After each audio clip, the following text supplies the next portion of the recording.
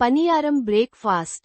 కావలసినవి: ఇడ్లీ పిండి 4 కప్పులు, ఉల్లితరుగు, పనియారం క్యారెట్ తురుము అర కప్పు చొప్పున, కొబ్బరి తురుము పావు కప్పు, ఉప్పు రుచికి తగినంత, నూనె 3 చెంచాలు, ఆవాలు, జీలకర్ర చెంచా చొప్పున, పచ్చిమిర్చి 3, ఇంగువ పావు చెంచా, కారం ముప్పావు చెంచా, కరివేపాకు 2 రెబ్బలు, కొత్తిమీర తరుగు చారెడు. తయారీ: కడాయిలో నూనె కాగనిచ్చి, ఆవాలు, జీలకర్ర వేయాలి.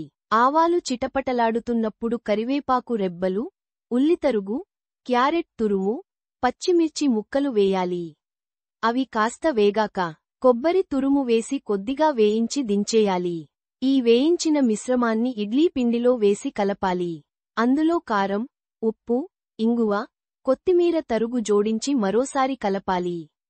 పనియారం పాన్ గుంతల్లో, గుంత పొంగనాల పాత్ర, కొద్దిగా నూనె, తయారు చేసుకున్న పిండిని గరిటెడు చొప్పున వేసి మూత పెట్టాలి. 2 వైపులా వేగనిచ్చి తీసేస్తే సరిపోతుంది.